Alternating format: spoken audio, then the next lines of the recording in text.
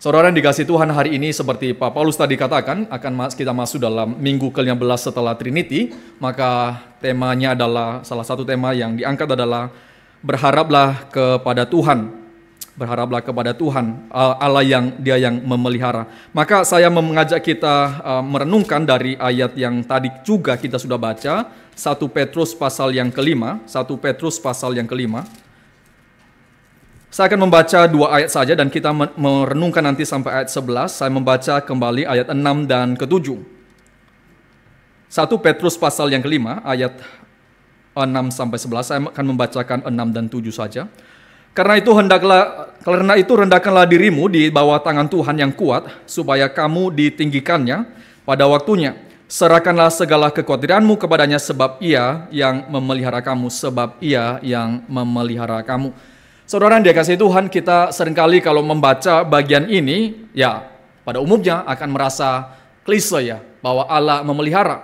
Tapi ini satu firman Tuhan yang kita percaya adalah firman yang hidup, firman yang diberikan kepada kita. Bahwa Allah memelihara, bahwa Ia memelihara kita. Dari mana? Dari banyak tantangan yang kita dapat, dari banyak penderitaan yang dihadapi oleh manusia. Kalau kita berbicara masalah penderitaan, Bapak sekalian, tidak ada satupun manusia yang tidak kemudian mengalami penderitaan, mengalami kesulitan hidup, pergumulan. Baik penderitaan yang secara fisik, orang sakit misalkan, atau ada keluarga meninggal, mengalami pergumulan, penderitaan, atau karena mengalami kesedihan. Kita juga bisa menderita karena dosa orang lain barangkali, atau juga kita bisa menderita karena dosa kita sendiri. Karena kitalah yang membuat kita menderita. Atau karena banyaknya tekanan hidup. Saudara, ada banyak sekali yang kemudian memungkinkan untuk kita mengalami penderitaan. Atau yang dikatakan oleh Petrus dalam bagian ini, yaitu masalah kekhawatiran. Pergumulan yang mungkin tidak habis-habisnya. Hal yang kecil, tapi terus mengganggu, memecah pikiran kita. Sehingga kita sulit fokus kepada Kristus, tekanan hidup. Atau juga mungkin pergumulan ketidakpuasan. Atau ada kesendirian, pergumulan kesendirian, amarah, ketakutan. Tapi apapun itu, Bapak sekalian, apapun itu adalah sesuatu yang akan terjadi bukan hanya kepada orang yang belum percaya, tetapi juga terjadi kepada orang yang percaya. Maka perlu kita belajar untuk menghandle ini. Karena kenapa? Ketika kita tidak mampu menghandle situasi seperti ini yang akan terjadi, yang sudah terjadi, akan terjadi pada masa yang akan datang. Jikalau kita tidak menghandle dengan baik, maka hasilnya adalah kepahitan. Pasti hasilnya adalah kepahitan. Dan karena himpitan itu sesuatu yang real terjadi dalam kehidupan kita. Saya ambil satu bagian perumpamaan dari Tuhan Yesus ya, ketika Dia membicarakan masalah benih. Ada benih yang jatuh ke tanah, ada benih yang jatuh ke bebatuan, ada benih yang jatuh ke daerah semak belukar ya. Bertumbuh nggak ya? Bertumbuh kan ya? Tetapi karena ada himpitan, yang satu himpitan semak belukar, yang satu himpitan bebatuan dan tanahnya sedikit. Ada begitu banyak himpitan yang membuat dia itu tidak bertumbuh secara maksimal. Himpitan itu perlu diatasi, Bapak sekalian. Dan dalam bagian ini, hari ini, salah satu himpitan yang membawa kita itu tidak bertumbuh atau bahkan mengalami kemunduran, kepahitan di dalam mengikut Tuhan adalah pergumulan hidup, penderitaan, pergumulan yang tak henti-hentinya, yang membawa kita khawatir. Maka Petrus di dalam ayat-ayat ini memberikan nasihat kepada kita. Bagaimana kita menghandle dengan baik, sehingga kita boleh mengalami pertumbuhan di tengah-tengah keadaan yang sedemikian. Ayat pertama, dalam ayat 6, bagian pertama, Petrus mengatakan, karena itu rendahkanlah dirimu. Hal yang pertama yang Petrus mau sampaikan kepada pembacanya adalah kita perlu merendahkan diri di hadapan Tuhan. Petrus mengatakan merendahkan diri, dan itu dalam nuansa lakukan itu sekarang dan jangan menunda lagi. Do it now, do not delay. Itu dalam nuansa sekarang. Ada tuntutan lakukan itu sekarang. Rendahkanlah dirimu. Rendahkanlah dirimu di hadapan Allah. Di dalam keadaan pergumulan ini, hal yang pertama yang perlu kita lakukan adalah datang kepada Tuhan di dalam kerendahan hati. Mengapa ini perlu? Mungkin pertanyaannya bagi kita, mengapa perlu kerendahan hati untuk datang kepada Tuhan? Karena ada kecenderungan bagi kita orang berdosa, sekalian, yaitu bahwa kita menganggap kita yang akan mampu mengerjakan itu. Kita akan mampu menghandle segala sesuatu. Meskipun kita tahu bahwa Allah itu Allah kita beriman kepadanya, tapi ada kecenderungan untuk kita mengatakan, saya bisa handle kok. Saya bisa handle segala sesuatu. Dan ketika saya tidak mampu menghandlenya, apa yang terjadi? Ya kekhawatiran yang berlebihan. Ketika datang kepada Tuhan di dalam kerendahan hati ini, datang menyerahkan kepada Tuhan bukan di dalam keputusasaan, tetapi dalam kesadaran apa?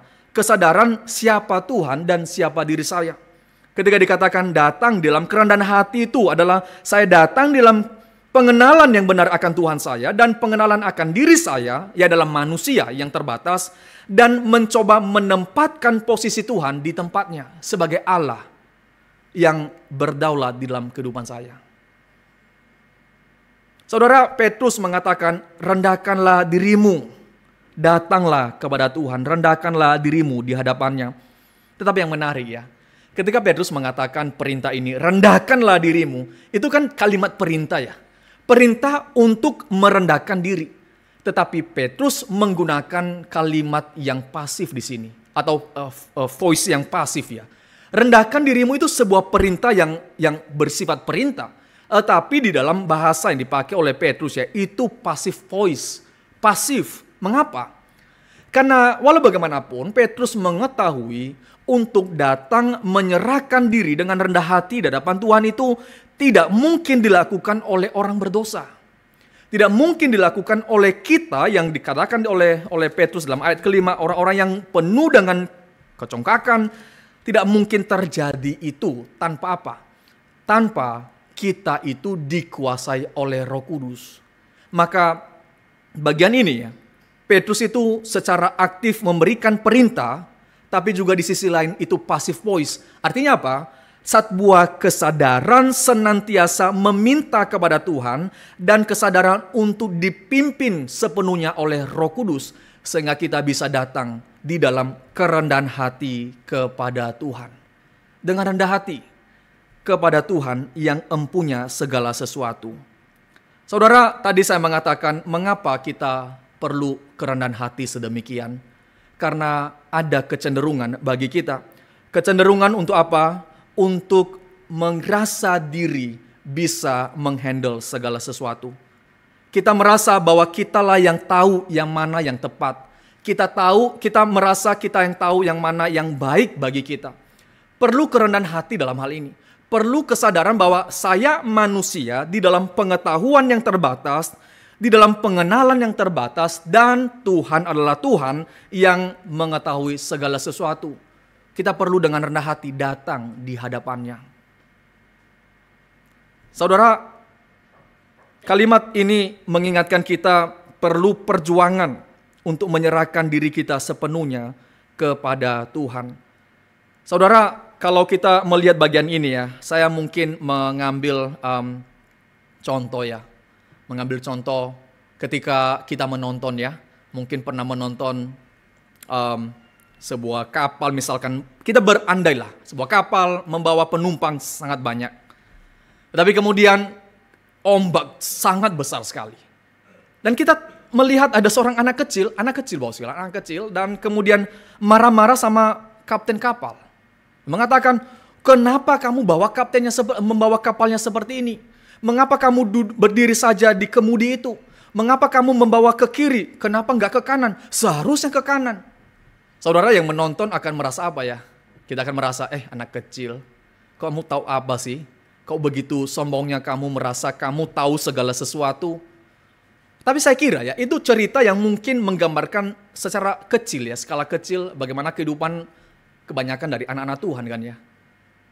Bahwa kita tahu yang memegang kendali hidup kita itu Tuhan, tetapi kadang kita mengomel dan mengatakan, oh Tuhan seharusnya di kiri dong, seharusnya di kanan dong, seharusnya nggak lurus Tuhan, seharusnya berhenti dan segala macam.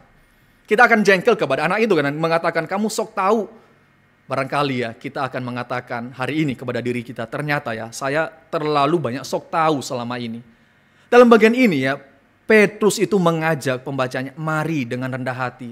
Banyak hal kamu tidak tahu, banyak hal kamu tidak mengerti. Mari dengan rendah hati datang di hadapan Tuhan. Dan ditambahkan oleh Petrus, datang di hadapan rendahkan dirimu di hadapan, di bawah tangan Tuhan yang kuat. Di bawah tangan yang kuat. Saudara, ketika berbicara tangan yang kuat, ya itu bukan berbicara tangan yang kuat yang menindas.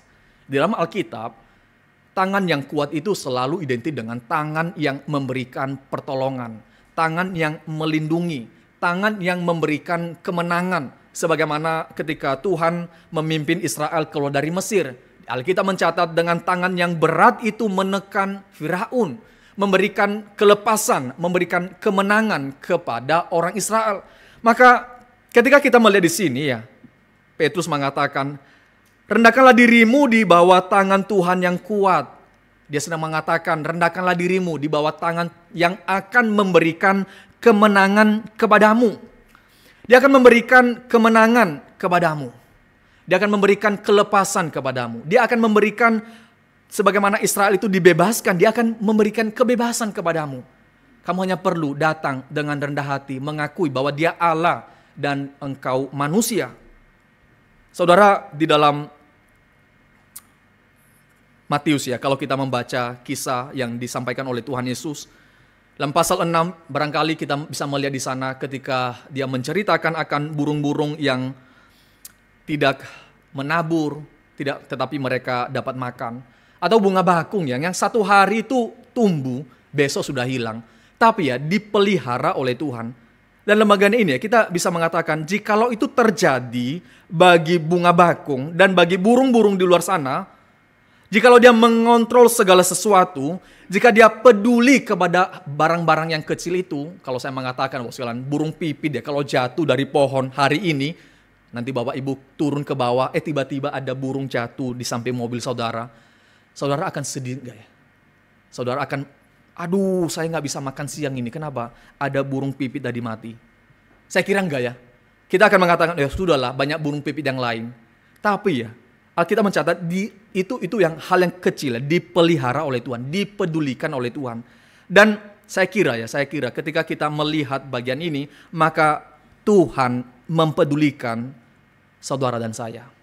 Hal yang barang-barang kecil, binatang-binatang kecil yang tidak terlalu berguna, dipedulikan. Saudara dan saya lebih dipedulikan oleh Dia.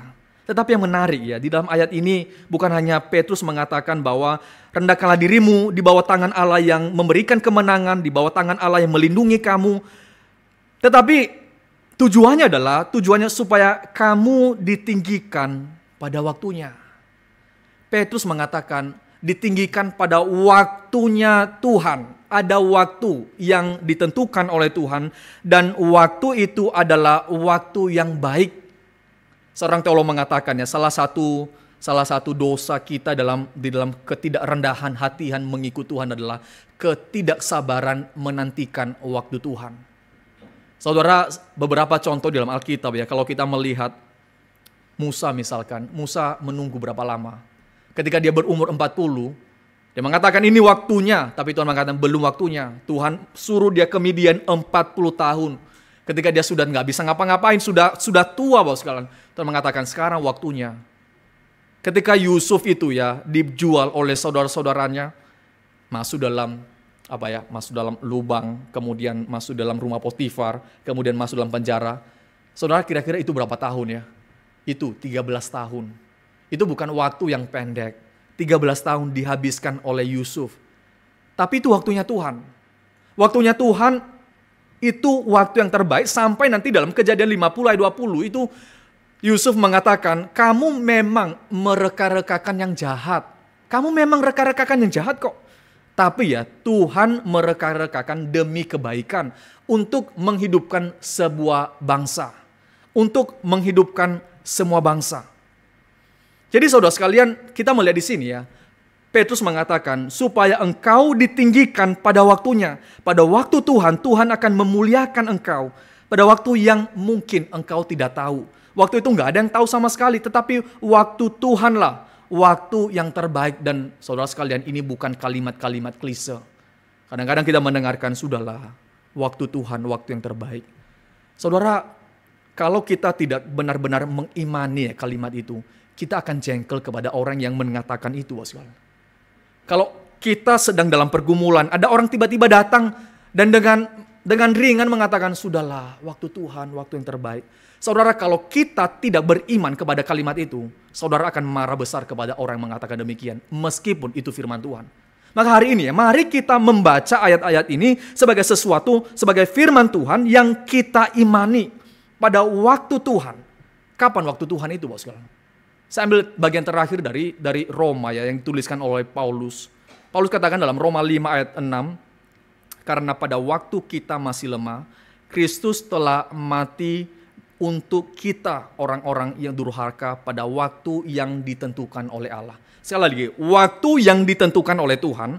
Dalam bagian ini Paulus mengatakan, pada waktu yang ditentukan oleh Tuhan, Tuhan itu mengutus Yesus untuk mati bagi kita. Pada waktu yang ditentukan itu, keadaan kita adalah keadaan yang di dalam kelemahan dan di dalam kedurhakaan. Pada waktu itu adalah waktu yang tepat Tuhan mengutus Yesus Kristus mati bagi kita. Saudara, kalau kita bertanya sekarang, waktu yang tepat itu kapan bagi kita yang sudah diselamatkan? Jikalau pada saat kita lemah, pada saat kita durhaka, Tuhan menentukan Kristus mati bagi kita, membawa keselamatan kepada kita, apalagi kepada kita yang sudah diselamatkan, Dia akan bekerja dengan limpah kepada kita. Petrus mengatakan, supaya kamu ditinggikan pada waktunya. Jadi, bagaimana kita mengatasi pergumulan-pergumulan penderitaan yang ada ini? Pertama-tama, saudara sekalian, kita datang dengan rendah hati ke bawah tangan Allah yang kuat itu. Karena waktunya adalah waktu yang terbaik. Serahkan segala kekhawatiranmu kepadanya, sebab Ia yang memelihara. Saudara yang dikasihi Tuhan, kita barangkali ketika membaca ayat ini, serahkan segala kekhawatiranmu. Kalimat yang dipakai, serahkan semua. Bahasa asli itu bicara semua itu tanpa satu titik debu pun tertinggal. Semua, berarti semua. Serahkan semua kekhawatiranmu. Kapan? Sekarang.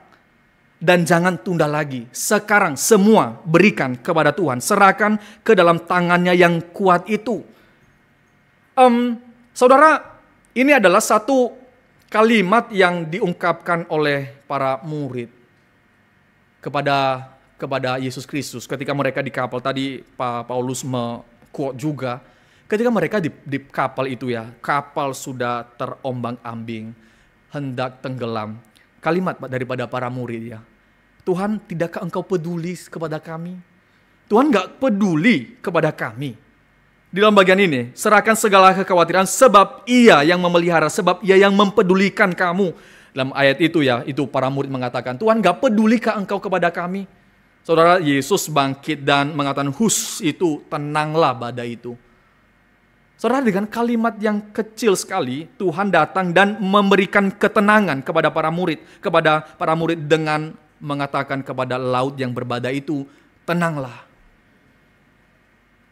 Kalau kita bertanya, berapa banyak sebenarnya kekhawatiran kita itu, atau kecemasan kita, atau masalah yang kita pikir akan menjadi masalah, adalah benar-benar masalah. Saya tidak tahu berapa banyak tapi saya membaca satu tulisan dan mencoba meneliti dari 100% yang menjadi pergumulan yang membawa kita cemas, membawa kita itu kemudian khawatir akan banyak hal-hal yang kecil yang kita pertanyakan, yang membuat pikiran kita itu terpecah, sehingga kita tidak fokus di dalam mengikut Tuhan. Dia mengatakan dari 100% itu 40% itu hal yang tidak pernah terjadi. Nanti Bapak Ibu bisa coba pikir-pikir betul nggak sih? Saya kira banyak hal itu betul. 40% itu nggak pernah terjadi. 30% dia mengatakan bahwa kekhawatiran yang kita lakukan, kita miliki karena sesuatu yang terjadi pada masa lalu. Yang mana itu nggak bisa saudara dan saya ubah sama sekali. Bisa nggak mengubah masa lalu? Nggak bisa. Tetapi sesuatu yang kemudian merenggut pikiran kita, hati kita, dan kemudian membuat kekacauan bagi kehidupan kita. 12% Bapak sekalian itu karena kita takut pikiran orang lain bagi kita. 10% barangkali kita memikirkan masalah kesehatan. Tapi dia mengatakan 8% ya, itu mungkin masalah yang nyata, masalah yang real yang akan dihadapi, 8%. Tapi kita sudah menganggap itu besar sekali sehingga kita tidak mampu berfokus mengatasi segala sesuatu, dan kita mungkin tidak datang dengan kerenah hati di hadapan Tuhan. Saudara, ketika kita membaca ayat-ayat ini dan melihat apa yang dilakukan oleh Tuhan Yesus di atas kapal, itu sudah mengatakan tenanglah, tenanglah. Dan saudara mungkin mengatakan, masa iya sih? Pengalaman saya itu enggak seperti itu loh. Saya mau percaya, barangkali kita akan menjadi seperti seorang ayah yang membawa anaknya kepada Tuhan Yesus dalam Markus 9 ayat 24. Ketika dia mengatakan, Tuhan aku percaya, tolonglah aku yang tidak percaya ini. Tuhan aku mau percaya, tolonglah aku yang tidak percaya ini. Saudara, Petrus mengatakan, serahkan ke dalam tangannya yang kuat itu, karena ia memelihara kamu. Jikalau kita bertanya sampai titik itu, sekalian kita mari dengan kerendahan hati mengatakan kepada Tuhan, Tuhan aku mau percaya, tolong aku yang tidak percaya ini. Hal yang kedua sekalian, ketika Petrus mengatakan hal yang pertama yang engkau lakukan adalah datang dengan kerendahan hati, membawa seluruh pergumulan bukan karena kamu sudah selesai, tidak ada jalan keluar sekarang, jalan terakhirnya Tuhan, bukan, tetapi dalam kesadaran siapa Tuhan itu dan siapa saya datang menyerahkan ke dalam tangan Tuhan segala bentuk kekhawatiran saya dan pergumulan saya. Sekarang yang kedua, Petrus mengatakan, sekarang jangan lupa lawan musuh. Iblis itu dilawan. Loh kenapa? Bukankah sudah menyerahkan? Kalau sudah menyerahkan ya sudah kan ya? Tapi Petrus mengatakan tidak. Memang kamu sudah menyerahkan dengan kerendahan hati segala sesuatu kepada Tuhan. Tetapi bukan berarti kamu tidak perlu waspada akan cara kerja iblis. Tipu muslihat yang akan dikerjakan oleh iblis. Waspada dan berjaga-jaga akan hal itu. Karena ketika engkau menyerahkan segala sesuatu, engkau jangan berpikir sudah selesai. Perlu berjaga-jaga. Saudara, ada dua ekstrim ya. Ekstrim yang pertama itu ekstrim yang apa-apa, ini iblis. Iblis apa misalkan? Iblis ya, misalkan yang seringnya iblis ngantuk. Oh, ini iblis yang membuat saya ngantuk. Oh, bukan bos, bukan. Atau ekstrim yang kedua bos, ekstrim yang kedua. Ya sudah serahkanlah. Tuhan berdaulat kan? Tuhan besar kan? Ya sudah, nggak usah peduli lagi. Jadi saudara, ekstrim yang pertama tadi, apapun, oh ini iblis. Yang kedua, ekstrem yang lain itu tidak peduli sama sekali. Saudara, kita nggak boleh berada dalam dua posisi ini. Kita perlu berada di tengah-tengah. Kita menyerahkan segala sesuatu kepada Tuhan dalam kerendahan hati kita, tapi juga kita perlu berjaga-jaga. Karena kenapa? Karena tanpa berjaga-jaga, bangsa yang besar pun bisa mengalami kekalahan. Sekali lagi ya, tanpa berjaga-jaga, bangsa yang besar yang menang pun bisa mengalami kekalahan. Saya ambil contoh, Bapak Ibu mungkin sangat mengenal cerita ini. Generasi yang lama mungkin sangat mengenal istilah kuda Troya ya. Itu cerita bagaimana Yunani melawan kota Troya. Troya itu satu kota yang sangat hebat sekali. Dia punya benteng sangat tinggi sekali. Yunani datang mengepung kota Troya. Dan biasanya pada waktu itu kan ya, kalau suatu negara mengepung, tinggal tunggu waktu. Yang di dalam kelaparan, kemudian buka pintu kan ya, dan kemudian ya disediakanlah. Yang kuat itu siapa, silakan masuk dan memerintah. Tapi ya Yunani mengepung itu Troya selama 10 tahun dan mereka nggak mengalami kelaparan Mas sekalian. Di dalam mereka berpesta pora. Itu orang-orang Troya itu nggak kekurangan makanan di sana. Mereka itu punya makanan berlimpah di sana. Dan mereka mengejek orang-orang Yunani yang berkemah di bawah situ. Saat itu suatu saat pahlawan dari Yunani itu bernama Odysseus ya, merancang sebuah tipu muslihat. Mari kita merancang tipu muslihat, yaitu kuda itu kita buat dari kayu dan kemudian kita taruh di depan pintu gerbang mereka. Sehingga orang-orang Troya berpikir, oh sekarang Yunani yang telah berkemah lama ini, mereka tinggalkan perkemahan mereka sekarang mengaku kalah. Tuh kan, kita bertahan nih 10 tahun, mereka yang mengaku kalah. Dan kita dikasih hadiah, oleh-oleh lah. Itu semacam trofi kemenangan, yaitu apa? Kuda. mereka itu benar-benar rendah hati sekali ya. Mereka mau menyatakan kemenangan bagi kita.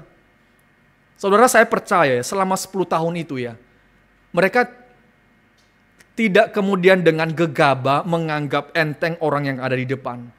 Sekarang ya, Yunani sudah pergi, sekarang ada patung, ada kuda kayu itu, kemudian mereka bawa masuk dalam kota dan mereka berpesta pora. Mereka senang sekali, bahagia sekali. Ini trofi bagi kemenangan kita.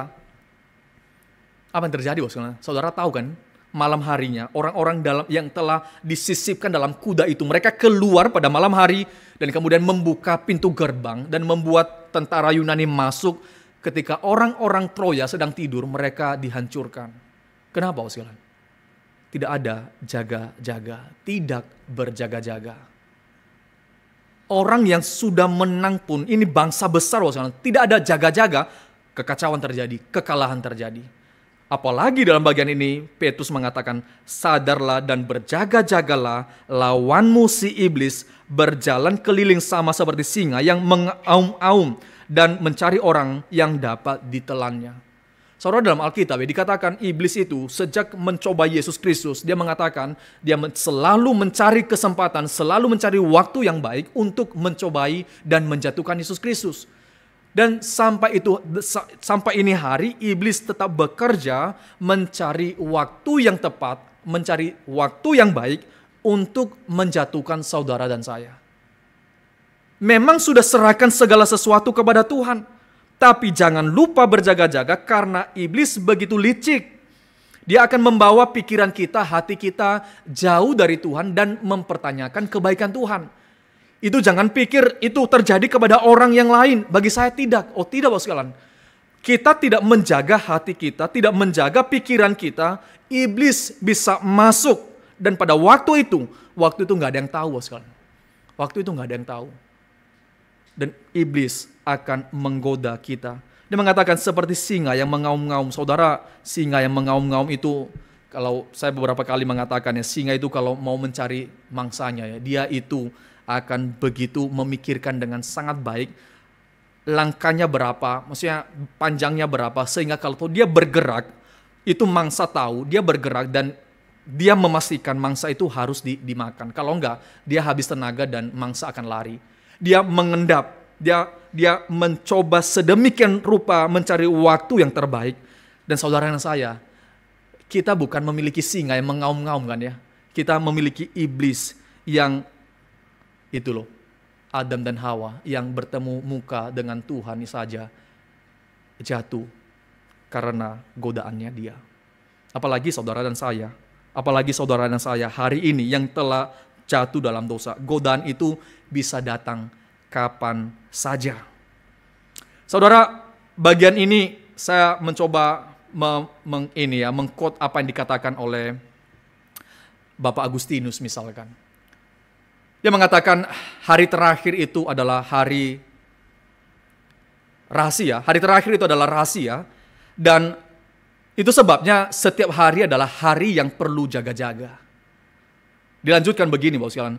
Seseorang harus hidup setiap hari sama seperti hari itu adalah hari yang terakhir bagi dia. Bagaimana menjaga hati, menjaga pikiran, seolah-olah ini hari terakhir. Dan sampai hari ini, kemudian ketika saya lengah dan kemudian iblis menggoda saya. Ini seperti ini ya. Oh, keselamatan itu saya harus jaga. Bukan, bukan masalah keselamatan di sini, tapi bagaimana kita menjaga hati kita. Karena iblis bisa saja datang kapan saja dan mengarahkan, membelokkan hati kita. Bagaimana caranya? Dalam ayat ini setidaknya ada beberapa, sekalian. Barangkali kita bisa bertanya ya. Iblis akan memberikan pertanyaan, apakah Tuhan benar-benar memelihara kamu? Dalam ayat yang ke-7 kan ya, sebab ia memelihara kamu, apakah benar dia memelihara? Atau yang kedua, sekalian, ini yang menarik. Di dalam ayat yang ke-9, ketika Petrus mengatakan, sebab kamu tahu bahwa semua saudaramu di seluruh dunia memang menanggung penderitaan yang sama.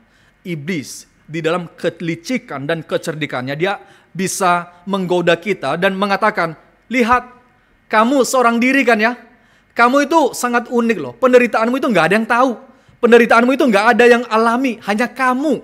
Hanya kamu seorang diri yang mengalami ini.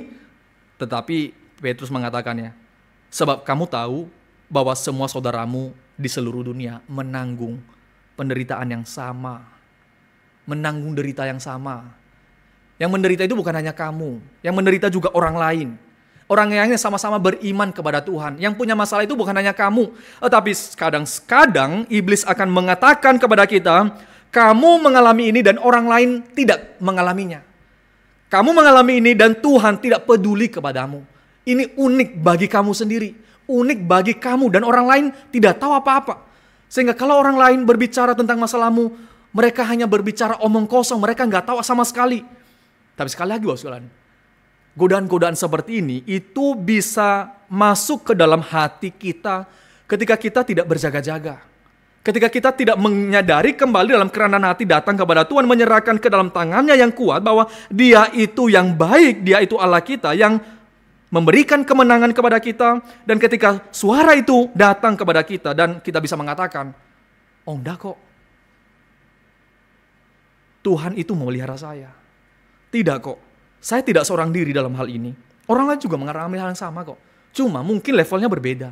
Ya sama lah, dia ada juga pergumulan yang sama. Saudara, saya kalau boleh sharing ya, dalam beberapa kesempatan boleh sharing dengan jemaat dan pengurus begitu. Satu ketika bertemu dengan pendeta Aludin misalkan, dan kami mengatakan, setiap orang itu ya punya pergumulan masing-masing.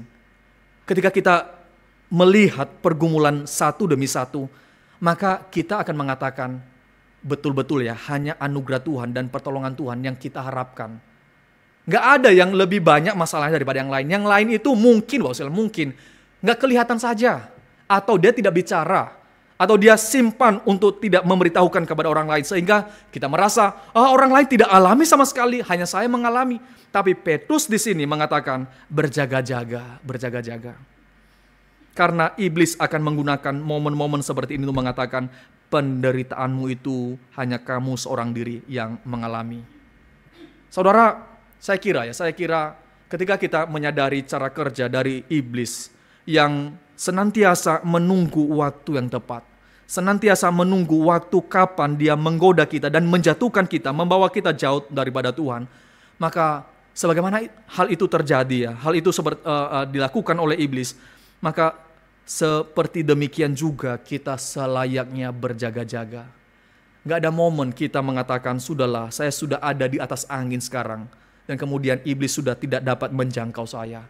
Gak ada satupun, entah dia hamba Tuhan, entah dia pengurus, penatua. Setiap orang percaya perlu di dalam penjagaan, di dalam kesadaran penuh. Iblis itu dilawan, tapi dilawan dengan apa? Dilawan dengan iman. Dengan tetap berjaga-jaga. Tetapi saudara sekalian, dalam ayat bagian ini saya mau mengatakan begini. Sebelum saudara melawan dengan kekuatan iman dari Tuhan, melawan daripada godaan-godaan iblis itu, maka ingat, Petrus sudah mendahului di dalam ayat ke-6, yaitu rendahkanlah dirimu di bawah tangan Tuhan. Sebelum engkau melawan, pertama-tama yang kita lakukan adalah rendahkanlah dirimu, datanglah kepada Tuhan, dan datanglah kepada Tuhan dengan tangannya yang kuat itu, dan dengan tangan yang kuat itu engkau dan saya dapat melawan dari kuasa iblis itu. Jangan dibalik, jangan datang melawan iblis itu dengan tangan hampa dan baru kemudian datang ke Tuhan setelah gagal. Jangan dibalik, jangan dibalik setelah sudah KO baru Tuhan saya menyerah sekarang. Oh tidak. Pertama-tama datang di dalam kerendahan hati, di hadapan Tuhan, di dalam kebertundukan kita di hadapan Tuhan, maka kita melawan itu dalam bentuk pertahanan, pertahanan. Bukan maju menyerang, tetapi dalam bentuk pertahanan. Kita datang dan di dalam kekuatan dari Tuhan, kita melawan iblis itu. Jadi saudara, kita melihat di sini dalam bagian pertama, Petrus mengatakan bagaimana kita mengatasi hal-hal demikian. Mari dengan rendah hati datang kepada Tuhan. Karena dengan tangannya yang kuat yang akan memberikan kemenangan kepadamu. Dan dia sudah memberikan kemenangan itu pada waktunya. Bahkan ketika engkau dalam durhaka, dia memberikan Kristus kepadamu. Serahkanlah seluruhnya karena ia memelihara kamu. Tapi yang kedua, ketika menyerahkan, perlu berjaga-jaga. Berjaga-jaga karena waktu itu gak ada yang tahu. Iblis bisa datang kapan saja menarik kita jauh daripada Tuhan. Hal yang ketiga, yang saya mau seringkan kepada kita dalam bagian ini, Ketika Petrus mengakhiri ayat ini dengan ayat ke-10 ya, dan Allah sumber segala kasih karunia yang telah memanggil kamu dalam Kristus kepada kemuliaannya yang kekal akan melengkapi, meneguhkan, menguatkan dan mengokohkan kamu sesudah kamu menderita seketika lamanya. Ialah yang empunya kuasa sampai selama-lamanya. Hal yang ketiga, saya mau mengatakan begini. Setelah kita merenungkan bagian pertama, bagian yang kedua, dan bagian ketiga ini mengajak kita sekali lagi, mari datang kepada Tuhan dengan penuh iman, percaya kepada Allah yang berdaulat itu. Dan jikalau pada titik ini, saudara akan mengatakan, di dalam kehidupan saya tidak seperti demikian terjadinya. Tetapi ayat 10, Petrus mengatakan, datanglah di dalam kerendahan hati, datanglah kepada Allah yang berdaulat itu, datanglah kepadanya karena kenapa? Karena penderitaan itu bukan untuk selama-lamanya. Sesudah kamu menderita seketika lamanya. Ini bukan penderitaan untuk selamanya, Bapak sekalian. Saya kira ya, Petrus tidak mengatakan ini dengan kalimat yang ringan sekali ya. Itulah nggak lama kan? Enggak, Bapak sekalian, enggak. Tapi harus mengatakan, itu bukan untuk selama-lamanya. Kamu sakit, betul kamu sakit, tapi sakit itu tidak untuk selama-lamanya. Itu hanya di dalam sementara waktu saja. Hanya sementara waktu, mungkin panjang, mungkin belasan tahun. Tapi Petrus mengatakan, itu tidak untuk selamanya. Agak sulit ya.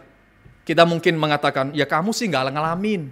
Coba kalau kamu ngalamin, kamu akan merasa lama sekali. Tapi Petrus mengatakan ini karena dia sudah mengalami pergumulan yang cukup banyak sekalian. Dan Petrus mengatakan itu penderitaan kita dialami oleh orang-orang lain, oleh saudara-saudara kita di zaman yang lain, dan itu tidak untuk selama-lamanya. Tidak untuk selama-lamanya, sekalian.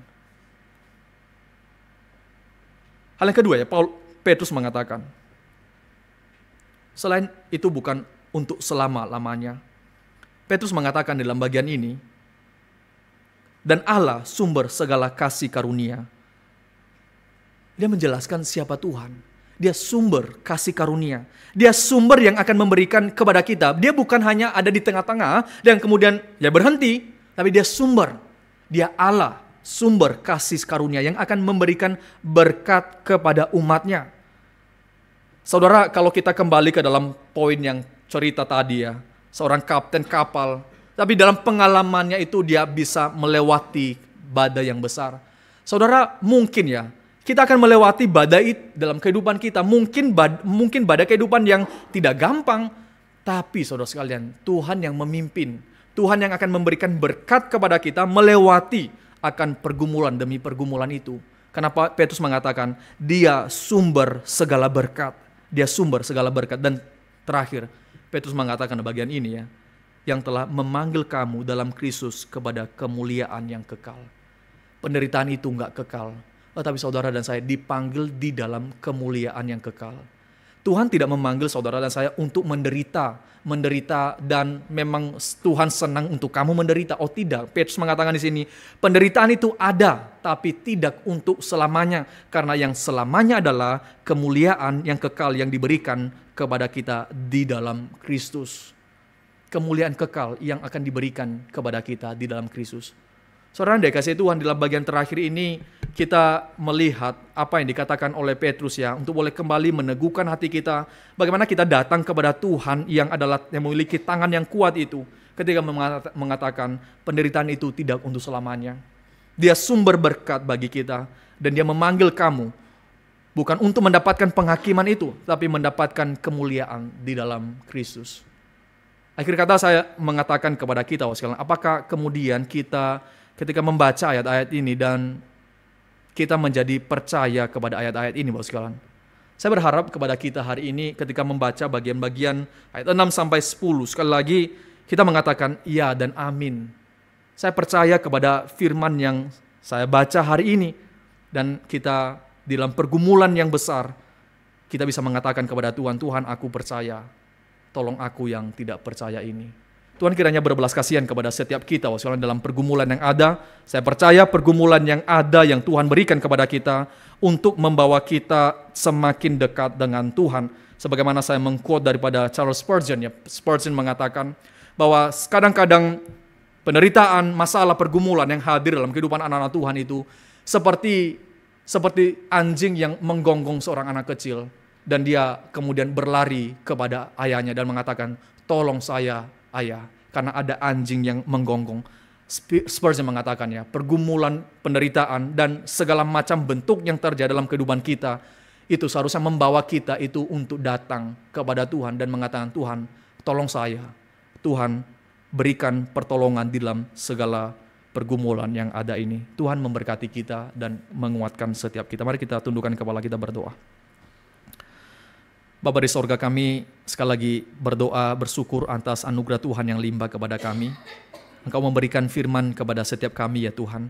Engkau memberikan firman yang boleh mengingatkan kami bahwa Engkau adalah Allah kami yang dengan penuh kasih sayang dan dengan tangan yang kuat memegang kehidupan kami, menopang kehidupan kami, dan memberikan kemenangan bagi kami. Dan Engkau sudah memberikan kemenangan itu ya Tuhan di dalam kematian-Mu di atas kayu salib dan kebangkitan-Mu pada hari yang ketiga mengalahkan kuasa iblis. Engkau telah memberikan kemenangan itu kepada kami. Dan kami bersyukur Engkau menolong kami, memberkati kami, dan hari ini Engkau memberikan firman yang mengingatkan kami pemeliharaan-Mu yang tidak terbatas dalam kehidupan kami. Kadang-kadang kami merasa kalimat-kalimat ini begitu ringan ya Tuhan, karena penderitaan, himpitan yang terlalu besar yang kadang-kadang membawa kami mempertanyakan akan Engkau ya Tuhan. Tetapi kiranya Engkau sekali lagi berbelas kasihan kepada setiap kami. Kiranya Engkau yang benar-benar memberikan iman kepada kami, percaya kepada Engkau Allah kami yang memanggil kami bukan untuk boleh menderita saja, tetapi Engkau memanggil kami untuk boleh menikmati kemuliaan-Mu ya Tuhan, baik pada masa sekarang ataupun pada masa yang akan datang. Tuhan berkatilah setiap kami, di dalam kelemahan kami kiranya Engkau berbelas kasihan menguatkan, di dalam kelemahan kami kiranya Engkau berbelas kasihan memanggil kami kembali dan menyadarkan kami ya Tuhan, sehingga kami boleh menjadi orang-orang yang datang kepada Tuhan. Bahkan di dalam ketidaktahuan kami, karena iman yang Tuhan berikan kepada kami bisa berteriak kepada-Mu ya Tuhan. Kami percaya bahwa Engkau memelihara hidup kami.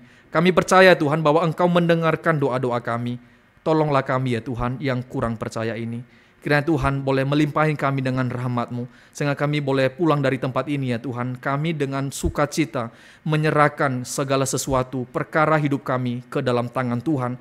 Dengan penuh kerendahan hati kami datang kepada-Mu, karena kami menyadari siapa Engkau ya Tuhan kami. Terima kasih ya Tuhan. Di dalam nama Tuhan Yesus kami berdoa dan bersyukur. Amin.